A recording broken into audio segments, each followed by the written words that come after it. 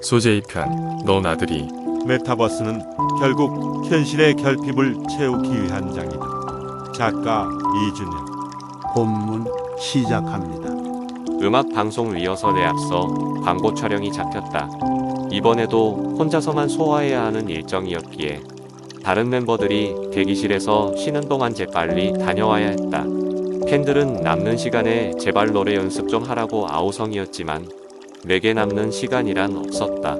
소속사에서는 일정을 1분 단위로 관리했고 지금 부랴부랴 촬영하러 가는 이광고도 라디오 방송을 마치고 음악 방송이 시작되기 전 틈새에 소속사가 억지로 우겨 넣은 것이었다. 그리고 나는 그룹에서도 토크 담당인지라 그다지 연습할 필요성을 느끼지 못했다. 굳이 노래까지 잘할 이유가 없었다. 애초에 보컬 담당은 따로 있었다. 타고나지 못한 노래 실력은 제쳐두고 대신 다른 능력을 키우는 게 효율적이라 생각했다. 일명 오각형 아이돌. 춤 잘 추고 매력있고 감성적이면서 순발력 있게 애드리브도 잘 치지만 딱 노래만 못하는 그런 아이돌을 의미했다. 스스로 말하기는 못하지만 나는 오각형 아이돌로서 귀여운 애교부터 섹시한 모습까지 소화해내는 데다 재치있는 입담으로 작년부터는 여러 예능에 고정으로 출연하고 있다. 지난달 공연에서는 나의 노래 실력보다 곡 마지막에 던진 멘트가 큰 화제가 되었다. 내가 좋아하는 사람이 나를 바라봐주는 건 기적이라고들 하죠. 그런데 여러분들과 저는 이렇게 마주보고 있네요. 나중에 연예 기사를 보고 나서 알게 된 내용이지만 나의 그 멘트가 프랑스의 한 작가가 쓴 어리망자라는 책에 나오는 명대사였다고 한다. 나는 그 책을 읽어본 적이 없었다. 촬영장에 도착하니 장비 세팅을 하느라 분주했다. 배경으로 깔린 크로마키 앞에 한 번도 본 적 없는 복잡한 장비들이 설치되어 있었다. 뇌파검 사장비처럼 생긴 기계들을 보고 나는 그제야 무슨 광고인지 궁금해져 매니저에게 물어보았다. 매니저는 야구 광고 게임이라고 알려주었다.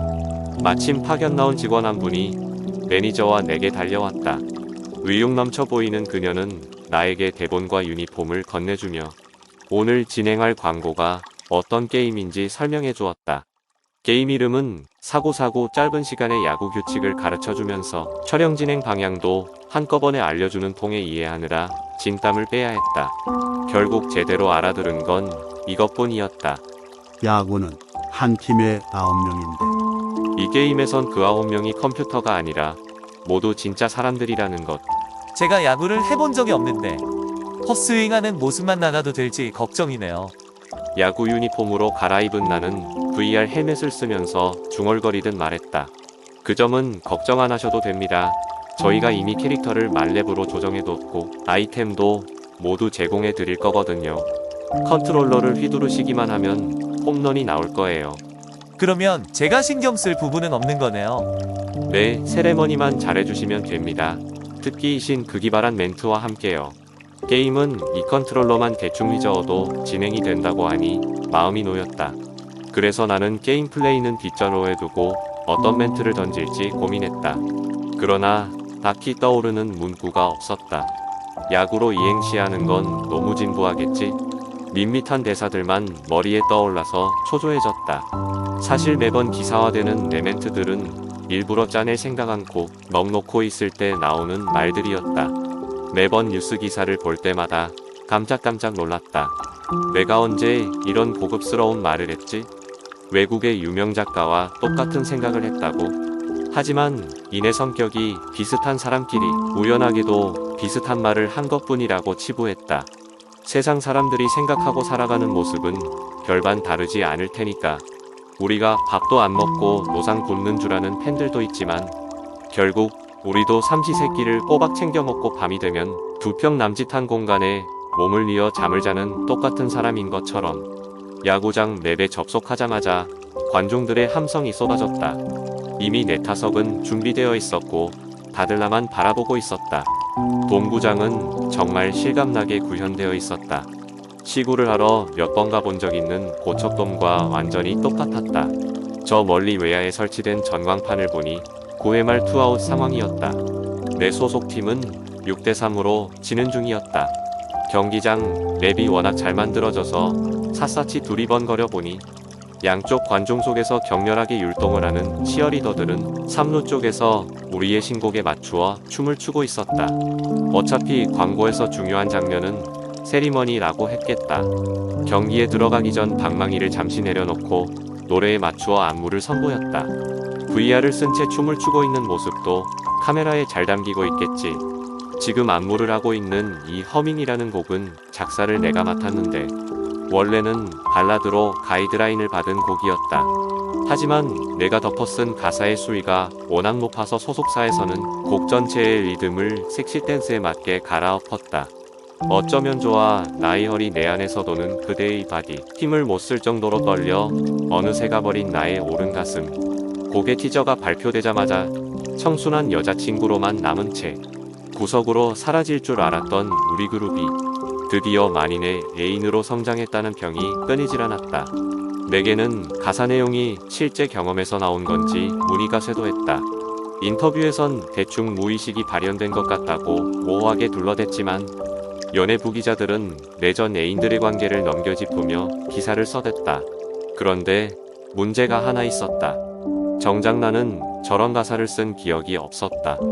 단톡방의 기록을 보면 분명히 내가 글을 올리기는 했다.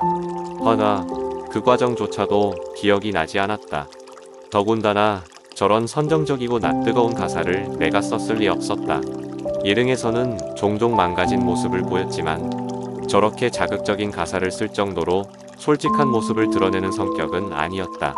가면을 더 두껍게 썼으면 썼지 저렇게 껍질을 깨고 자신을 노골적으로 보일 생각은 전혀 없었다. 살인적인 스케줄에 극한으로 몰린 나머지 정말로 무의식이 발현된 걸까? 지금도 노래에 맞춰 춤을 추고는 있지만 후렴구 부분의 가사 내용에는 나 또한 아직 적응하지 못했다. 그래도 지금은 광고 촬영 중이라는 걸 다시금 떠올리고 이번에는 야구 방망이를 주워 총을 쏘는 신용도 해보았다. 나는 프로니까. 그때 뒤에서 검은색 옷을 입은 사람이 외쳤다. 경고. 한 번만 더 불필요한 행동을 하면 퇴장입니다. 뭐야, 심판도 사람이었나? 주의를 주는 목소리가 꽤나 리얼했다. 관중석에서도 욕이 들려오는 것 같았다. 갑자기 만여 명의 관중들도 진짜 사람처럼 보이기 시작했다. 주눅이 든 나는 방망이를 고쳐잡고 공을 칠 준비를 했다. 몇 미터 앞에서 상대편 투수가 다리를 뒤로 빼고 공을 던질 자세를 취했다. 이미 말렙을 찍고 아이템까지 착용한 나에게는 투수가 스트라이크가 아닌 볼을 준비하고 있는 게 보였다. 정확히는 커브라고 표시가 되었지만 무엇을 의미하는지 잘 몰랐다. 어쨌든 볼이 던져질 테니 그냥 가만히 있어야겠다고만 생각했다. 볼은 걸러내야 하고 스트라이크 존으로 오는 공만 쳐내야 한다는 건 좀 전에 브리핑을 통해서 알고 있었다. 내가 가만히 두 개의 볼을 걸러내자 투수는 모자를 벗고 팔로 땀을 닦았다. 그러고 보니 지금 접속해 있는 저 투수는 누구지? 저렇게 세밀하게 땀을 닦는 모습까지 구현해 놓은 것도 대단하다 싶었다. 누가 보면 정말 야구 경기에 참여한 줄 알 정도로 몰입한 모습이었다. 조금 더 숨을 고른 투수는 다시 공을 글러브 속에 숨기고 던질 준비를 했다.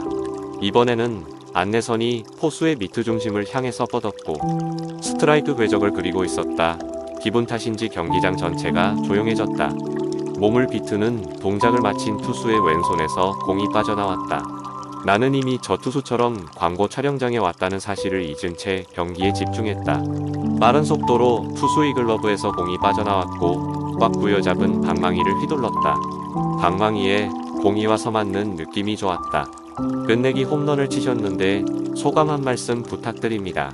소재의 편 끝. 우리의 인생에는 이따금씩 환상이 필요하다. 시청해주셔서 감사합니다.